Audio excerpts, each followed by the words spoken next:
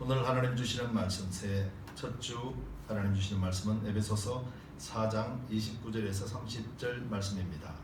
에베소서 4장 29절에서 30절 말씀입니다.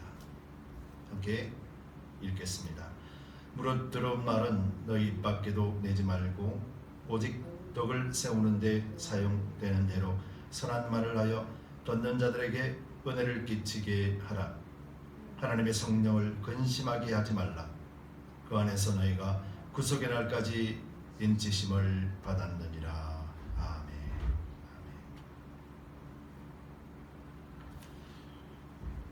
하나님은 살아계십니다. 하나님 오늘도 역사하십니다. 하나님은 우리의 예배를 받으십니다. 뿐만 아니라 하나님이 우리와 함께 하심을 우리는 삶 속에서 늘 깨닫고 자랑하게 됩니다. 2024년을 출발하면서 하나님 앞에 올려드린 간구와 기도는 반드시 하나님이 이루실 줄 믿습니다. 2023년 우리가 표어를 정한 마음 정직한 신령으로 살게 하소서라는 표어로 지난 1년을 우리가 믿음 안에서 살았습니다. 그리고 정한 마음과 정직한 신령 속에서 나오는 바로 하나님에 대한 믿음의 언어, 바로 이 믿음의 언어를 사용하여서 한 영혼을 살리는 교회 되게 해달라 간절히 기도하면서 준비하여 2024년도에 우리 드림교회 표어는 다른 것이 아니라 믿음의 언어로 영혼을 살리는 교회입니다. 우리 함께 선포할까요? 믿음의 언어로 영혼을 살리는 교회.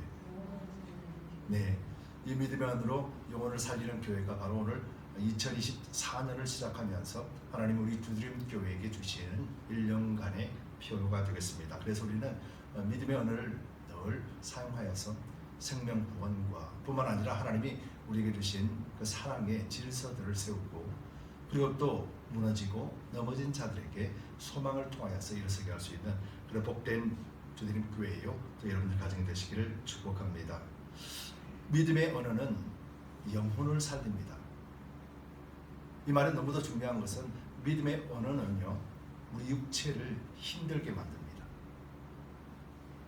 이것을 우리가 잊지 말아야 될 것은 믿음의 언어는 우리 육체, 우리 육신에는 도전이고 시련입니다.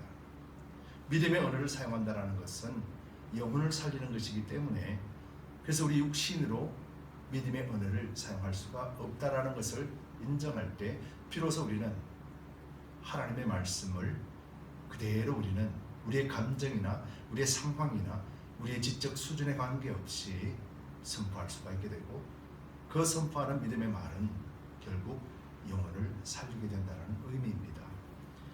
여러분 사람은 말을 하면서 살아갑니다. 말한다는 것은 관계를 이야기하지요. 관계 속에서 말없이 사는 사람은 한 명도 없습니다. 그런데 말을 하면서 살다 보니까 말을 통하여서 사람에게 힘을 줄 수도 있지만 말을 통해서 또한 상처를 주게 됩니다. 그래서 우리 한국의 속담 중에는 말 한마디에 천냥빛을 갚는다라는 속담도 있습니다. 근데 반대로요 말 한마디에 원수가 되기도 합니다. 그만큼 말이라는 것은 중요한 겁니다. 이것은 예수를 믿든 안 믿든 상관없이 모든 사람들이 관계를 통하여서 사회생활하고 관계를 통해서 살아가기 때문에 그래서 그 관계 속에서 말이라는 것은 너무도 중요하지요. 그런데 그 말을 어떻게 사용하는가, 어떤 언어로 사용하는가는 정말로 중요하다는 것입니다. 사람은 사용하는 언어의 방식이나 내용을 보면 그 사람의 상태를 알 수 있게 돼요. 쉽게 말하면 어린아이들은 어린아이들이 쓰는 언어가 있습니다. 청년들은 청년들이 쓰는 언어가 있습니다. 어른들은 또 어른들이 쓰는 언어와 방식이 있습니다. 그리고 오랜 인생 경험을 한 연로하신 어른들, 나이 많으신 어른들은 또 그들만의 언어와 그들만의 방식을 사용하지요. 그렇기 때문에 우리가 말을 들어보면은 그 사람이 지금의 상태가 어떤지, 그 사람이 무엇을 생각하고 있는지, 그 사람이 무엇을 의미하는지를 그 금방 알 수가 있게 돼요.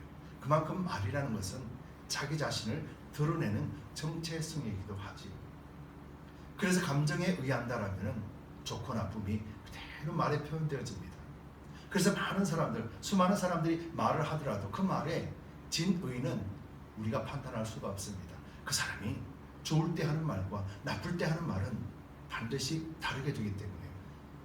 그런데 이 말 때문에 우리는 얼마나 많은 상처를 받고 또 얼마나 많이 기뻐하느냐는 거예요.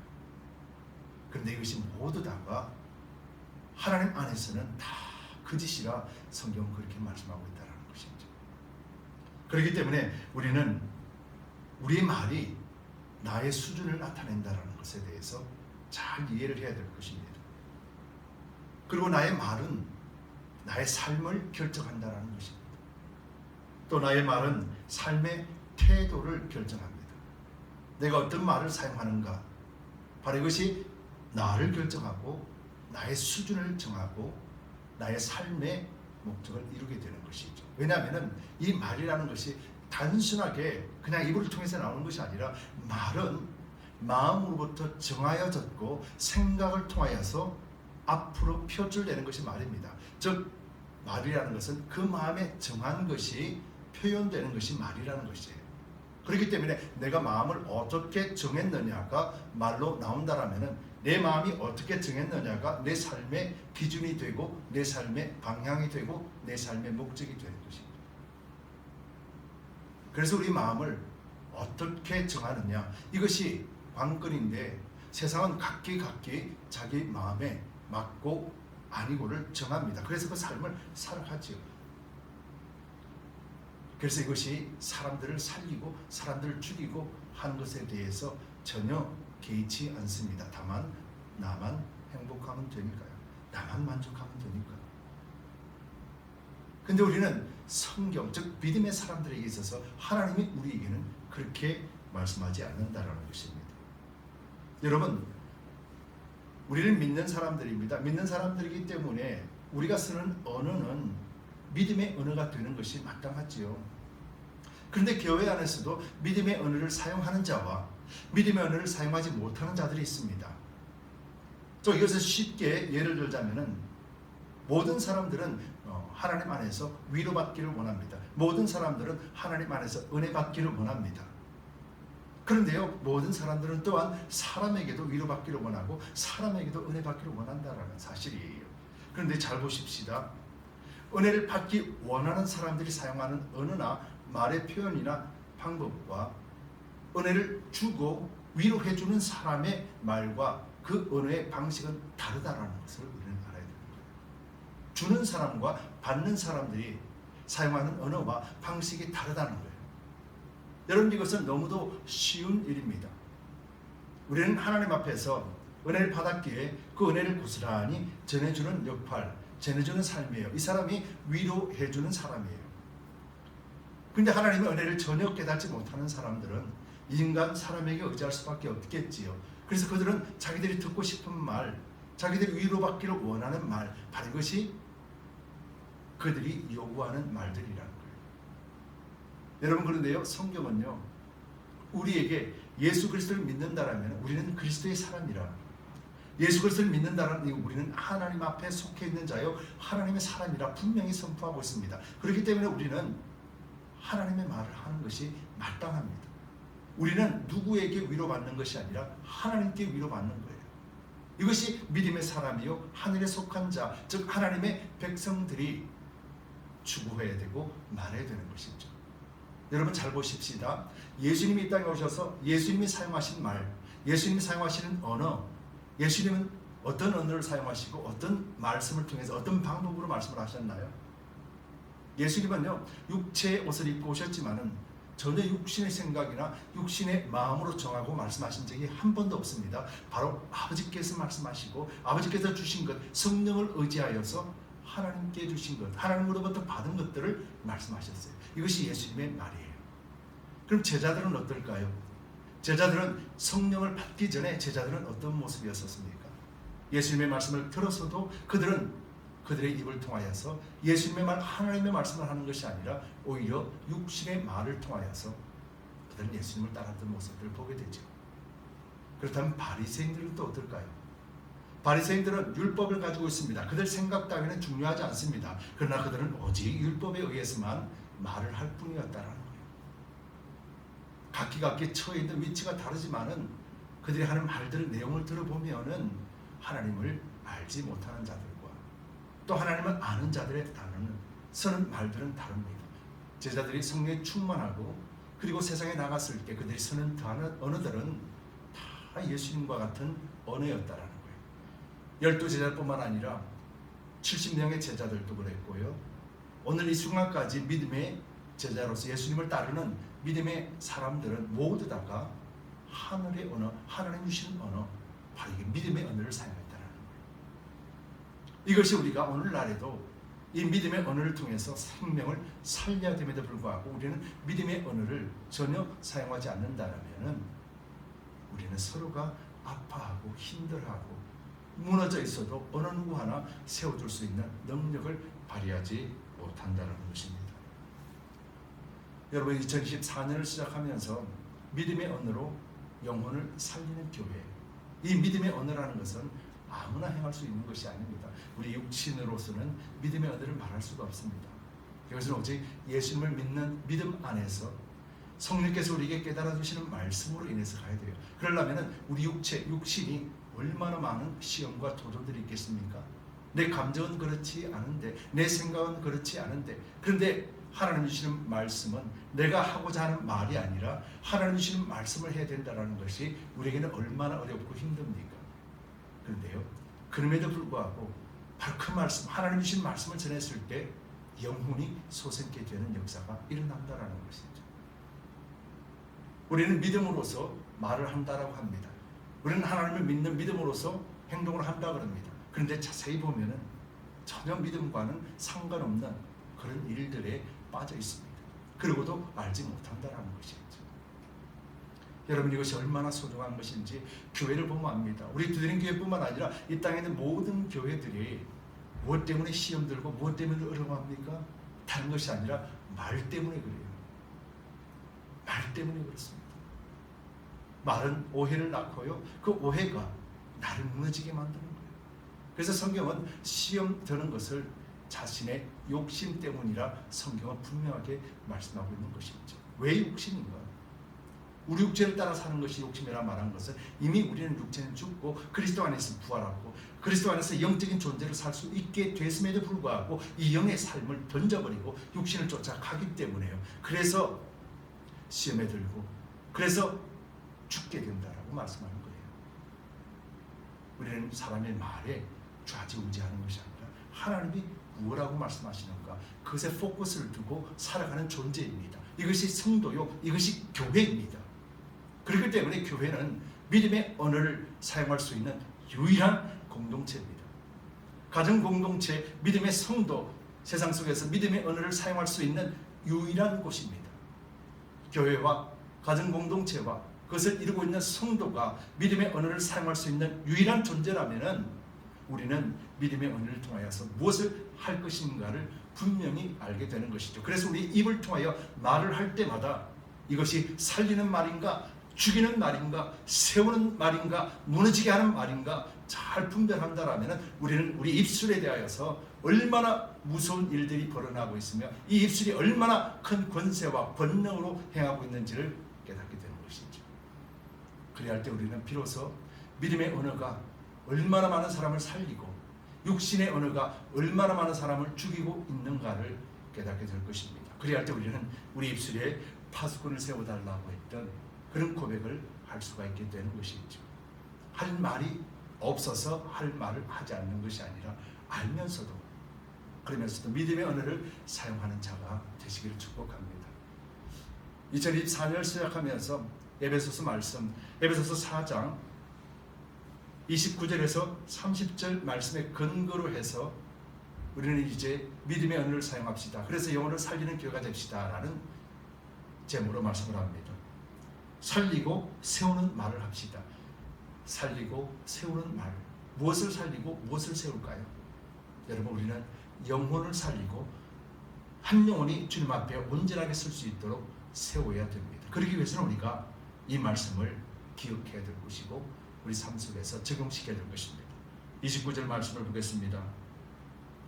무릇 더러운 말은 너희 입 밖에도 내지 말고 오직 덕을 세우는데 소용대로 선한 말을 하여 듣는 자들에게 은혜를 끼치게 하라. 듣는 자들에게 은혜를 끼치게 하라입니다. 여러분, 말은 상대적이잖아요. 아무도 듣는 사람이 없는데 말하는 사람은 없습니다. 말한다라는 것은 듣는 사람이 있다라는 것이죠. 근데 듣는 사람에게 어떤 말을 하라고 하냐면요, 악한 말이, 더러운 말이 아니고 오직 선한 말이라고 그래요. 이 더러운 말이라는 것은 어떤 의미냐면은 31절에 그렇게 말씀하고 있습니다. 오늘 본문은 아니지만 31절에 보면은 모든 악독과 노함과 분냄과 떠드는 것과 회방하는 것, 바로 이 모든 악의와 함께 버리고, 악한 마음이라는 것이죠. 인간은 선한 마음이 없다라고 성경은 전제하고 있습니다. 그렇기 때문에 육체로 나오는 모든 생각과 말들은 악하다라는 전제가 성경이 말씀하고 있는 거예요. 그럼 선한 말이 어떤 것인가? 선한 말은 조금 전에 말씀드렸다시피 덕을 세우는 거예요. 은혜를 끼치는 말이라는 거예요. 단순하게 덕을 세우고 은혜를 끼치는 것이 아니라는 거예요. 예를 들어 보겠습니다. 여러분, 우리가 전도하고 복음을 전할 때 사람들에게 이렇게 말하죠. 예수 믿고 복 받으세요. 예수 믿고 복 받으시기 바랍니다. 여러분 어때요? 이 소리를 들으면은 사람들이 기분이 나쁘지는 않습니다. 안 믿는 사람들조차도요, 거부하지는 않습니다. 예수 믿고 복 받으세요. 복이라는 말이 그들에게도 다가오는 의미가 좋은 의미이기 때문에요. 예수 믿고 복 받으세요. 그렇죠? 그런데 이것이 성경적이고 복음적이냐면은 아니라는 거예요. 왜냐하면 그 복의 의미를 분명히 알게 하는 것이 복음이기 때문에요. 자, 그렇다면 예수 믿고 복 받으세요. 그랬을 때 그들에게 복의 개념이 무엇인지 궁금할 수도 있잖아요. 그럴 때 비로소 예수 그리스도 복음을 전하게 되는 거예요. 그 예수 믿고 복 받으세요라는 말은 그들의 마음을 열게 하는 도구라는 거예요. 은혜를 받을 수 있는 찬스를 제공하죠. 근데 또한 이 말씀이 있습니다. 이 말은 진짜 맞는 말이죠. 이렇게 이야기합니다. 당신 예수 안 믿으면 지옥 가요. 여러분, 이것이 맞는 말이잖아요. 성경적이잖아요. 당신 예수 안 믿으면 지옥 가요 라는 말이 상대방으로 하여금 그렇구나, 나는 지옥 가면 안 되지, 예수 믿어야 되겠다는 마음을 주나요? 아니면은 당신이나 잘 믿어 라고 거부해 버릴까요? 100에 100이면은 거부합니다. 당신이나 잘 믿어, 나 차라리 당신 믿으니 지옥 가겠어 라고 말하는 사람들이 있단 말이에요. 저 예수 믿고 구원받으세요라는 말을 이렇게 두 가지로 나눠서 당신 예수 안 믿으면 지옥 갑니다라는 말이 맞는 말이에요. 옳은 말이에요. 그런데 사람으로 하여금 무너지게 만들고 복음의 문을 닫아버린다는 거예요. 그렇다면 이것이 과연 선한 말인가? 과연 은혜를 끼치는 말인가? 우리는 똑같이 말을 함에 있어서도 우리는 상대방에 따라서, 상대방의 수준과 상대방의 영적 상태에 따라서 말할 수 있어야 되는 거예요. 이것이 선한 말이에요. 아무 말이라도 하나님 이렇게 말씀하셔서 그래서 당신에게 이렇게 말해, 받을 마음도 받을 자세도 되지 않는 그 사람에게 디립다 말한다고 하면은 그 사람이 어떻습니까? 하나님 이렇게 말씀하셨군요. 반응 안 합니다. 그 상처 때문에 나는 당신 때문에 교회 안 나가, 당신 때문에 예수 안 믿어, 당신이나 잘 믿어. 이것이 보편적인 사람의 반응이라는 거예요. 여러분, 우리는 반드시 알아야 됩니다. 선한 말을 하는데 듣는 자들에게 은혜를 끼치라라는 말이에요. 예수 안 믿으면 지옥 갑니다. 맞는 말이지만은 그 사람에게 은혜를 주는 말이 아니고 은혜를 끼치는 말이 아니라는 거예요. 내가 옳다고 해서 이것이 성경적이구나, 이것이 신앙적이구나 한다고 해서 내가 그대로 말한다라면은 아무 준비 안 되어 있는 사람들은 상처받고 예수님을 떠나버린다는 거죠. 여러분, 지혜 있는 말은 그것이 아니라 그 영혼을 살리는 말이라는 거예요. 그래서 우리는 지혜롭게 다가가고 지혜롭게 말을 할 필요가 있다라는 거예요. 항상 우리는 말을 할 때 그 지혜를 가지고 말을 해야 될 것입니다. 그래야 말에 능력이 생겨요. 여러분, 사람은 무슨 말을 하든지 그 말 속에 엄청난 의미가 있습니다. 예를 들자면은 예수 믿고 복을 받으세요라는 말은 긍정적인 의미로 받을 수 있어요. 그런데 예수 안 믿으면 지옥 갑니다라는 것은 부정적으로 말하는 거예요. 그렇기 때문에 상대도 긍정적으로 받고 부정적으로 받는다는 거. 내 말이 부정적인가, 내 말이 긍정적인가, 여기에서도 우리는 잘해야 된다는 것이죠. 여러분, 사람은요 말한 대로 삽니다. 늘 부정적으로 이야기하는 사람은요 늘 사고도 삶도 그렇게 부정적으로 갈 수밖에 없어요. 그렇지만 늘 긍정적으로 사는 사람은요 관계 속에서도 밝습니다. 관계 속에서도요 밝을 뿐만 아니라 사람들에게도요 관계도 좋고 선한 영향력을 줍니다. 어떤 상황 속에서라도 긍정적인 면, 이것은 인간 세상에서도 똑같이 적용되지요. 근데 하물며 그리스도인이라고 하면은 더 그렇게 돼야 돼요. 왜냐하면 우리는 말씀을 믿기 때문에요. 성경은 이렇게 말씀합니다. 잠언 11장 11절에요. 잠언 11장 11절에 이렇게 말합니다. 성읍은, 즉 성읍이라고 합니다. 성이라고도 말할 수 있고 공동체라도 말할 수 있고 집이라도 말할 수 있고요. 그룹으로도 말할 수 있겠지요. 성읍은 정직한 자의 축원을 인하여 진흥하고, 정직하다는 것은 하나님 앞에서 바로 서 있는 사람들이 말하는 축복을 비는 말, 행복을 비는 말을 통해서 진흥하고, 즉 크게 성장하고 부흥하고, 악한 자의 입을 인하여 무너진다. 악한다라는 것은 바로 하나님이 아니라 자기 생각과 자기 의를 통해서 말하는 것이에요. 이것은 성읍을 무너뜨리게 만든다라고 잠언서에서 그렇게 말합니다. 한마디로 말하면 사람의 말 때문에 동네가 일어나고 사람의 말 때문에 동네가 무너진다는 거예요. 여러분, 성경에는 말에 대한 구절들이 너무도 많이 있습니다. 그리고 그 말에 대해서 말할 때 무릇 내 마음을 지키라라고 말씀하는 구절도 너무도 많이 있죠. 여러분, 잠언 4장 23절에 모든 지킬 만한 것 중에 더욱 내 마음을 지키라. 생명의 근원이 이에서 남이니라. 살리고 죽이는 것의 근원이 바로 이 마음으로부터 시작된다는 겁니다. 여러분, 이 마음이 악하면은요 악한 말밖에 나오지 않습니다. 마음이 비뚤어져 있으면은요 비뚤어진 말밖에 안 나옵니다. 이것이 말은 곧 열매이기 때문에 그렇습니다. 근데 우리 그리스도인들에게 있어서 이 마음이 비뚤어진다는 것은 곧 하나님 안에 있지 않다라는 것을 의미해요. 예수를 안 믿는 자와 똑같은 지금 그런 모습이라는 것을 의미해요. 우리 마음은 하나님이 주관하시고 하나님이 인도하신다라는 믿음 위에 세워져야 합니다. 왜냐하면 우리에게는 성령이 계시고 우리에게는 새롭게 거듭난 피조물이요 거룩한 영이 우리와 함께 하신다라고 성경은 분명히 선포하기 때문에 그렇습니다. 그래서 오늘 본문에도 이렇게 말씀하지요. 30절에 하나님의 성령을 근심하게 하지 말라. 그 안에서 너희가 구속의 날까지 인치심을 받았느니라.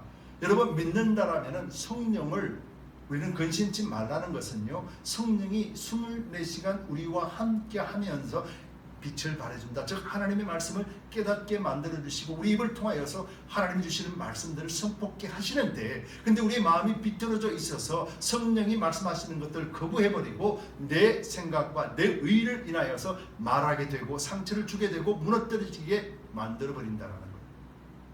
성령의 역사는 살리고 세우는 역사요, 성령의 역사는 생명의 역사인데, 근데 나는 성령을 거부해버리고 생명을 살리는 것이 아니라 내 감정을 폭발함으로 말미암아 상대로 하여금 일어설 수 없는 지경까지 몰아붙이고 만다는 거예요. 이것이 성령을 근심하게 하는 거예요. 여러분, 성령을 근심하지 않으려면 어떻게 되겠습니까? 내 생각은 그렇다 할지라도, 내 감정은 그렇다 할지라도, 내가 오해하고 내가 기분 나쁘고 상황은 너무도 견딜 수 없는 상황이지만은 성령께서 말씀으로 깨닫게 해주십니다. 사랑하라, 인내하라, 용서하라, 긍휼을 베풀라. 이것이 성령이 우리에게 주시는 말씀이거든요. 근데 왜 사랑해야 됩니까? 왜 긍휼 베풀어야 됩니까? 왜 용서해야 됩니까? 왜 이해해야 됩니까? 이러고 우리는 하나님 앞에 나아가야 되는 거예요. 성령께 나아가야 되는 거예요. 왜 그렇게 해야 됩니까? 왜 나만 그렇게 해야 됩니까? 이런 몸부림이 있어야 되는 거예요. 여러분, 그래서 믿음의 말은 우리에게 시련이고, 믿음의 말은 우리를 시험에 만들고 우리를 도전하게 한다 말하는 거예요. 우리 가운데 성령이 말씀하시는 것들, 하나님 주신 말씀들이 기억나게 하고 깨닫게 해주셨을 때 이런 상황 속에서 어떤 말을 할까요? 예수님이 너에게 가르쳐주지 않느냐. 서로 사랑하라. 내 이것을 내 몸과 같이 사랑하라. 어떻게 사랑할 수 있습니까? 어떻게 하면 사랑할 수 있습니까? 라고 바뀌게 되는 거예요. 내가 왜 용서해야 됩니까가 아니라 어떻게 하면 용서할 수 있습니까? 라고 바뀌게 되는 거예요. 그럼 또 말씀이 깨닫게 되죠. 예수님이 가르쳐 주신 말씀 7번에 70번이라도 용서하라. 이 말이 무슨 의미입니까? 하나님, 이 말은 아예 미워하지 말라는 의미예요. 우리가 어찌 7번에 70번을 용서할 수 있습니까? 예수님의 참말은 우리로 하여금 그 사랑 안에 두고 처음부터 미워하지 말라는 의미예요. 사랑하면 용서할 일이 없잖아요. 모든 것을 덮어주고 모든 것을 참으며 모든 것을 받아줄 수 있습니다. 즉 사랑이라는 단어 안에서 우리는 예수님의 십자가 사랑을 깨닫게 돼요. 예수님은 나에게 그렇게 하셨다라는 것을 깨닫게 될 때 비로소 우리는 주님 앞에 무릎 꿇습니다. 주님, 내가 잘못했습니다. 주님, 나를 용서해 주시고 나에게 예수 그리스도의 마음으로 충만케 채워주옵소서. 이것이 해결이고 이것이 시험에서 벗어나는 것이고 이것이 악에서 이기는 것이고 이것이 그리스도인의 믿음의 언어를 사용할 수 있는 첫걸음이 되는 것이죠. 바로 이것이 성령을 근심하지 않게 하는 것입니다. 왜냐하면 성령께서 우리에게 끝까지 인치시기 때문에 그렇습니다. 여러분 로마서 8장 7절에 이렇게 이야기하죠. 육신의 생각은 하나님과 원수가 되라니. 육신의 생각은 하나님과 원수가 됩니다. 이런 하나님의 법에 굴복하지 아니할 뿐 아니라 할 수도 없습니다. 육신의 생각은 성령이 말씀하실 때 굴복할 수도 없습니다. 그래서 도전이고 시련이에요. 그래서 하나님의 말씀을 따를 수도 없는 존재가 우리 육체예요. 성경은 그렇게 말하고 있는데도 불구하고 성령이 나에게 주시는 말씀을 거부해버린다면 결국 나는 예수를 안 믿는 자와 동일한 선상에 서 있는 것이죠. 그러면 우리에게 어떤 결과가 다가옵니까? 괴로움이 다가옵니다. 저 사람을 용서하지 못하니 볼 때마다 미워 죽겠는 거예요. 저 사람을 이해하지 못하니까 볼 때마다 오해가 생기게 되는 것이죠. 사랑하라 했는데 도저히 사랑할 수가 없는 거예요. 그래서 어떻습니까? 내 마음이 지옥으로 만들어버리는 거예요. 이 마음에 지옥이 있으니 어떻게 됩니까? 그 입을 통해서 뭐가 나옵니까? 살리는 말이 나올 수 있을까요? 죽이는 말이 나오는 거죠. 그래서 그 분을 품 때 해가 지기 전까지 풀어라 라고 성령은 말씀하세요. 성경이 왜 그렇게 말씀하시는가? 그날 분을 품었다면 그날 풀으라는 거예요. 어디 있어요? 예수님 안에서 풀으라는 거예요. 예수님 앞에 나가면 해결이 된다는 거예요.